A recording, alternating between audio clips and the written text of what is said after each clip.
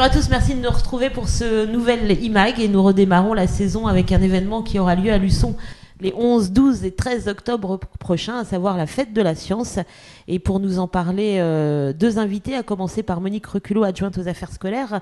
Merci d'être avec nous pour nous présenter cette manifestation qui a lieu pour la deuxième année à Luçon. Rappelez-nous un petit peu le but, le pourquoi de cette fête de la science. Bonjour à tous. Tout simplement, il y a un an, M. Barilly, inspecteur de circonscription, était venu à ma rencontre parce qu'il y avait eu des porteurs de projets luçonnais sur les années précédentes et jamais de fête de la science à Luçon. Donc l'interrogation était de se dire, et pourquoi pas à Luçon ?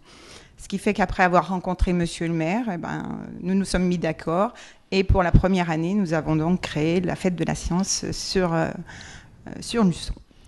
Bien dans le micro. Alors c'est vrai qu'on rappelle un peu le principe. Oui. Donc ce sont des écoles, des associations qui vont présenter un petit peu leur qui vont présenter des projets, voilà, qui sont pour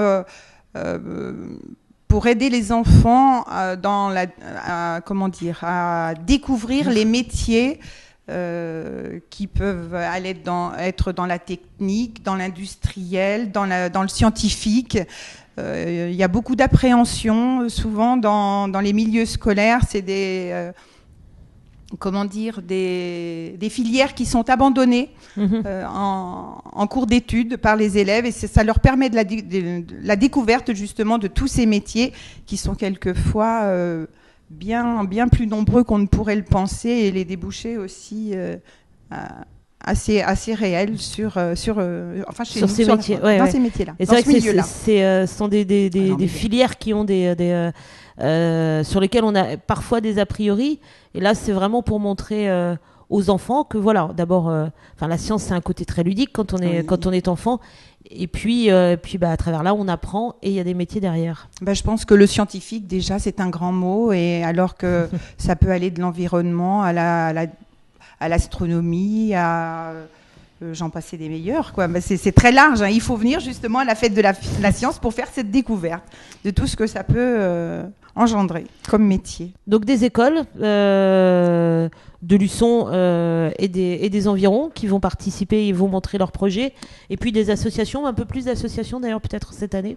Un peu plus d'associations. Cette année, nous avons 14 participants, 14 porteurs de projets, avec 17 projets présentés, qui sont des écoles ou des associations. Il y aura aussi la présentation d'un planétarium, exceptionnellement, pour que ce soit un petit peu plus nouveau. Les écoles aussi ont changé. D'autres reviennent parce que l'année précédente, ils avaient été ils étaient restés un petit peu sur leur faim, et trouvaient que suite à l'expérience qu'ils avaient vécue, il y avait autre chose à présenter et à élaborer aussi leurs projets. Donc il y en a qui sont ravis de venir. D'ailleurs, dès la fermeture l'année passée, c'était la question de se dire, est-ce qu'il y aura à nouveau une prochaine édition sur Luçon, parce qu'on est intéressé de revenir pour justement persévérer sur le projet qu'on a présenté cette année.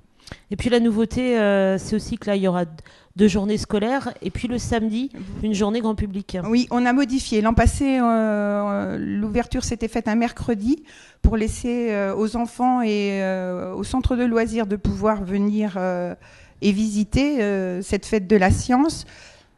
On s'est rendu compte qu'en fin de compte, ça n'avait pas été ouvert aux familles, alors qu'après les 2 jours avec les scolaires, les enfants auraient peut-être envie de revenir voir leurs projets et les présenter à leur famille. Donc cette année, on a modifié les dates. Les dates seront le 11, 12 et 13 octobre. L'ouverture se fera donc un jeudi. Le jeudi et le vendredi seront consacrés aux scolaires et le samedi aux familles.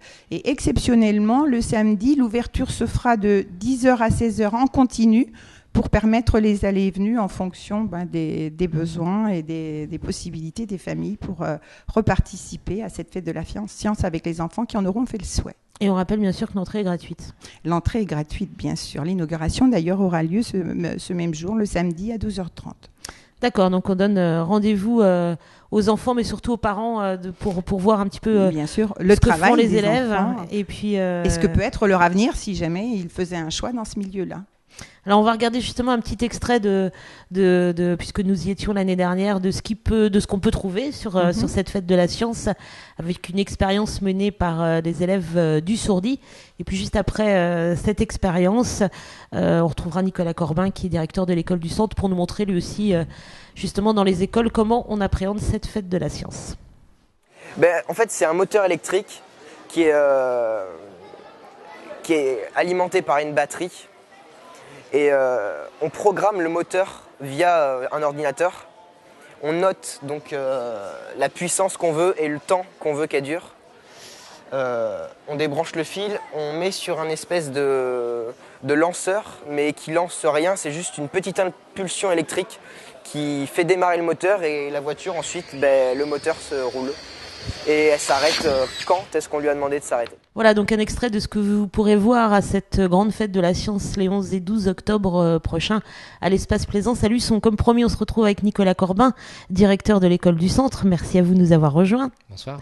Alors l'école du Centre forcément participe à cette opération, que ce soit au niveau de l'école élémentaire, l'école maternelle. Voilà, les deux sites, puisque donc sur l'école on a un site maternel, un site élémentaire, les deux sites participent avec un projet en liaison grande section CP qui permet aux maternelles et aux CP de travailler ensemble, et un projet qui concerne davantage les plus grands avec une classe de CM1, CM2.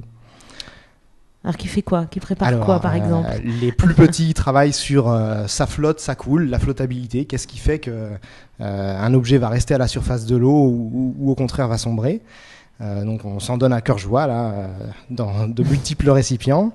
Et puis les plus grands construisent un chauffe-eau solaire. Donc essaient d'envisager tous les paramètres qui permettront au soleil de réchauffer de l'eau. C'est tout l'intérêt de ce genre de manifestation, de montrer que... Parce que c'est vrai que ça a un côté extrêmement ludique, on a l'impression de s'amuser, de bricoler, voilà. Mais on apprend. Tout à fait. Sur l'école du Centre, l'enseignement des sciences, c'est quelque chose qui a fédéré l'équipe enseignante, avec l'envie de répondre à une priorité académique qui est l'enseignement des sciences expérimentales, donc de multiplier les apprentissages par le biais de la démarche expérimentale, donc à la fois acquérir un socle de connaissances et se familiariser avec l'expérience, le fait de poser des hypothèses, de réaliser les expérimentations qui permettent de les infirmer ou de les confirmer. Alors vous me le disiez effectivement, parce qu'il y a la fête de la science, c'est la partie effectivement visible de l'iceberg, parce que tout au long de l'année, il y a plein d'autres choses qui se passent au niveau de la science. Voilà, c'est l'occasion à la fois pour les élèves concernés par les projets de rendre compte de leur travail auprès de leurs camarades de l'école, de leurs parents, des grands-parents, et à la fois l'occasion pour l'école de montrer le travail qui se fait dans ce domaine-là. Alors, je parlais des sciences, mais c'est aussi vrai dans le domaine de la langue, parce que il faut aussi être capable d'expliquer ce qu'on a fait, le mettre par écrit, l'expliquer à l'oral. Donc, c'est tout l'intérêt de cette manifestation.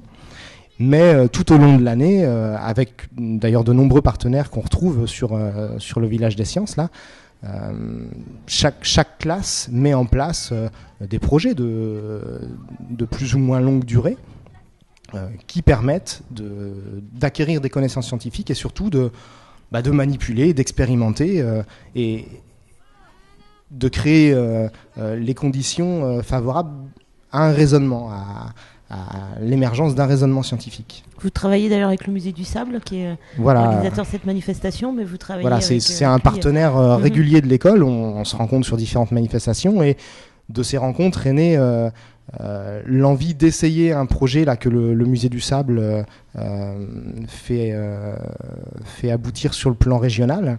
Il s'agit pour 2 classes de suivre l'itinéraire d'un grain de sable, de sa constitution jusqu'à ses utilisations, et c'est l'occasion de découvrir un certain nombre de filières scientifiques, et donc d'amener les élèves à envisager des métiers dans les carrières scientifiques.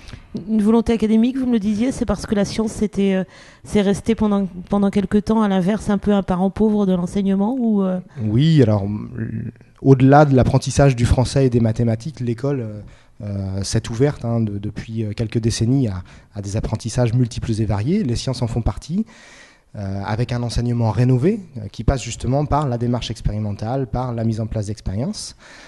Et puis priorité académique parce que ça répond aussi à une ambition économique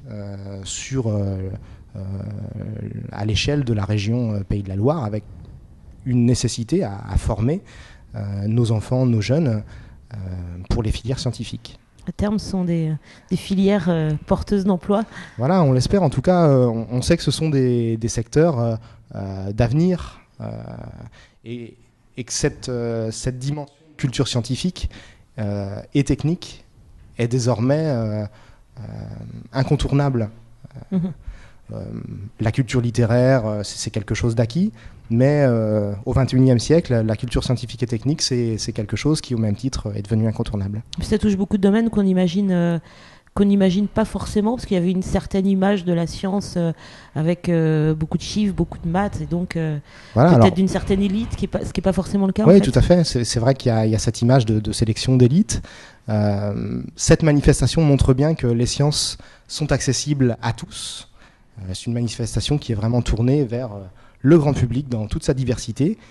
On peut y arriver sans complexe. Qu'on ait des connaissances scientifiques ou pas, on y trouvera son compte. On trouvera des interlocuteurs passionnés et passionnants qui sauront se mettre à portée, alors que ce soit des petits de 4 et 5 ans ou des plus grands. On a des archéologues confirmés, on a des étudiants qui font partie du club Volcan Actif du lycée Castler et qui, après leur cursus au lycée, reviennent et continuent à animer ce club.